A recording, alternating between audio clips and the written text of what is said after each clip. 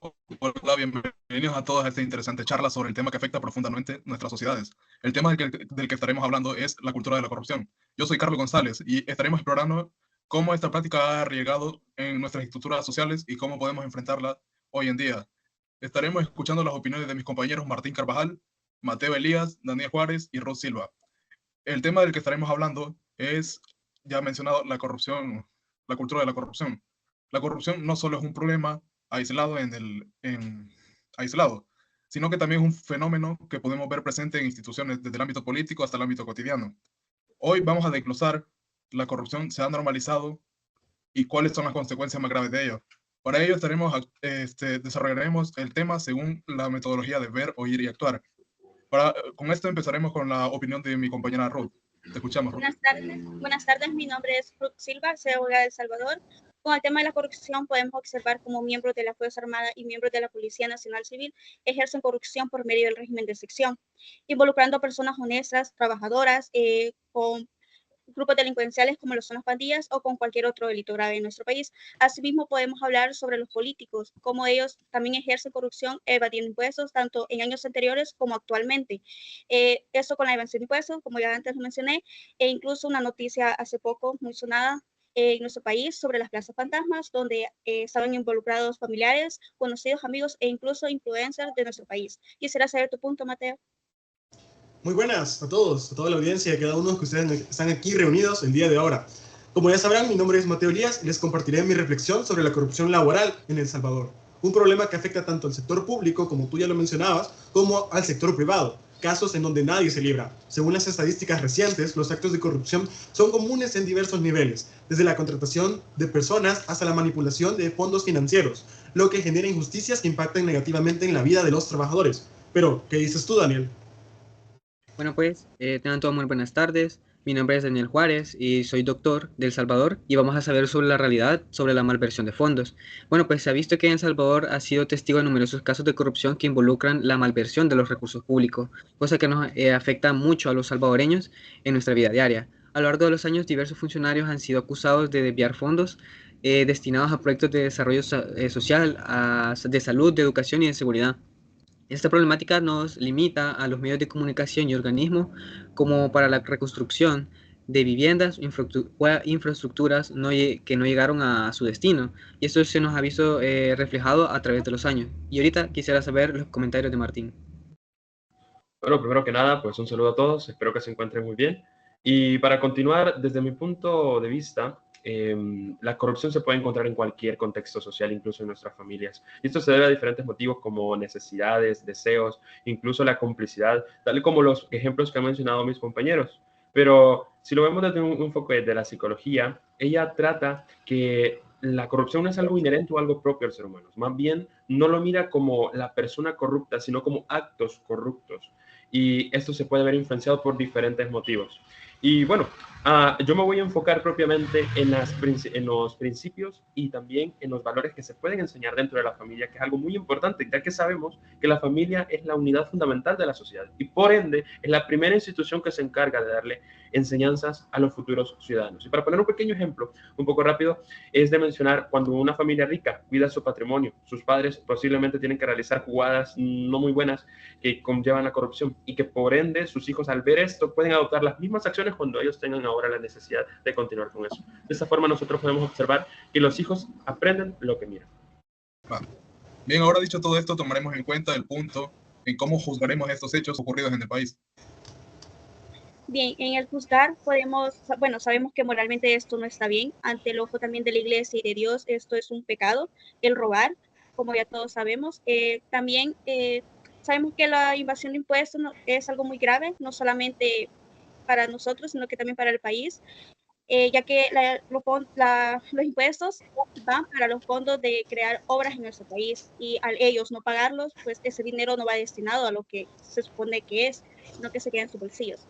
Continúo contigo, Mateo. Bien, desde la perspectiva de la doctrina de la Iglesia, la corrupción es un grave pecado social que atenta contra la dignidad humana. Nos enfrentamos a una injusticia que afecta a toda la comunidad laboral como a la sociedad en general, atentando contra la equidad.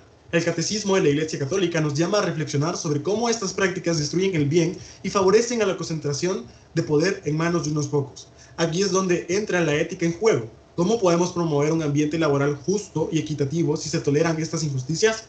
La corrupción laboral no solo deshumaniza a quienes trabajan, sino que también atentan contra los valores de la dignidad de todas las personas. ¿Qué opinas tú, Daniel? Bueno, pues para juzgar las consecuencias y su impacto para la malversión de fondos a través de la corrupción, esta ha traído graves problemas a El Salvador y a la población. Cuando los recursos públicos son mal utilizados, los servicios esenciales como la atención médica, la educación o la infraestructura son esenciales para la atención de un salvadoreño. Y pues se ha visto en los distintos años que pues estos gobiernos anteriores que han hecho una muy mala inversión o no se han denunciado de manera general o una buena denuncia a través de estos robos que han habido.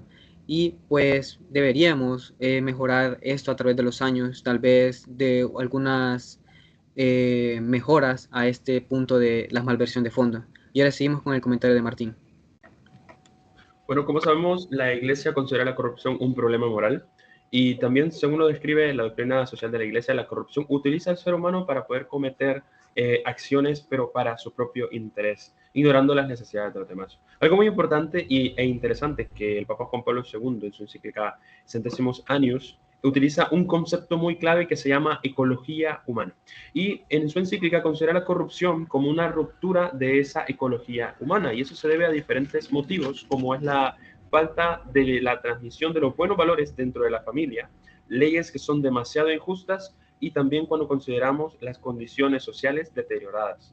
Y bajo esto podemos concluir que dentro de una sociedad es importante la formación y el aprendizaje de valores adecuados para poder formar a los futuros ciudadanos para que puedan actuar de la manera correcta y honesta dentro de la sociedad. Ok, ahora tomando en cuenta todo lo dicho anteriormente, veremos la parte en cómo la sociedad debe de actuar ante estas situaciones de corrupción. En el actuar podemos ponernos de acuerdo con vecinos, amigos o conocidos, esto para crear un ambiente favorable para los adolescentes y las futuras nuevas generaciones, para que ellos puedan crear un hobby o un ámbito donde ellos puedan distraer y canalizar toda su energía, ya sea en el fútbol, en el básquetbol o cualquier otro deporte que a ellos les llame la atención, esto para que ellos se alejen de los grupos delincuenciales como lo son las pandillas y también de las malas amistades que no lo lleven por un buen camino. Mateo. Pues bien, yo en lo personal como empresario y empleador considero que es esencial que todos, como sociedad y como individuos, promovamos medidas para prevenir y denunciar la corrupción.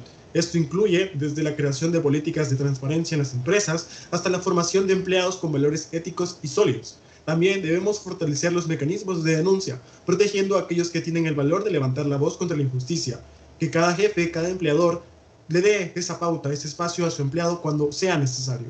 Pienso que la corrupción laboral es un reflejo de una crisis más profunda de valores y el cambio debe empezar desde adentro. La Iglesia nos llama a ser diferentes, a ser y a trabajar activamente por un entorno laboral más justo y solidario, ser más que diferentes. Bueno, pues para actuar y combatir esta malversión de fondos, debemos integrar una estrategia integral para que incluya la implementación de controles más estrictos y la mejora de los siguientes sistemas de transparencia. Es crucial reforzar la institución encargada de la Fiscalía, como la Corte de Cuentas y la Fiscalía General de la República, garantizando su independencia política y la capacidad para investigar el problema, los casos de corrupción. Además, la educación cívica y la concientización de la ciudadanía salvadoreña para tener un buen caso o al menos agarrarlo de manera muy seria, porque esto es algo que nos afecta en El Salvador. Seguimos contigo, Martín. Bueno, ya para ir cerrando, siempre es adecuado preguntarse qué papel nosotros jugamos en nuestras familias, en diferentes contextos sociales, dentro de círculos de amistades, y ver cómo nosotros y nuestras acciones también afectan a los demás. Y también nosotros qué estamos aportándole a los demás, qué estamos enseñándole. Dentro de nuestra familia podemos observar eso. Si nosotros estamos aprendiendo lo que nuestros padres nos están enseñando, o si nosotros también compartimos esos principios con nuestros hermanos, todo eso va a depender de mucho. Y también incluso en la iglesia o en otros grupos sociales en los cuales podemos compartir y transmitir nuestros conocimientos, como son las catequesis, donde podemos formar con nuestro ejemplo a los demás transmitiendo nuestra honestidad como principio fundamental para poder entrar a la sociedad. Bien, finalmente ahora escuchado todos los puntos de vista de mis compañeros, concluimos en que El Salvador necesita actuar ante todas estas situaciones, no quedarnos de brazos cruzados, denunciar las injusticias que vemos día a día, y esta es nuestra responsabilidad, hablar por todos los demás, y así hacer El Salvador un país con valores éticos. El país necesita de cada uno de nosotros para construir un futuro mejor. Gracias por su atención prestada. Muchas gracias. Muchas gracias por su atención. Se cuidan. Feliz día.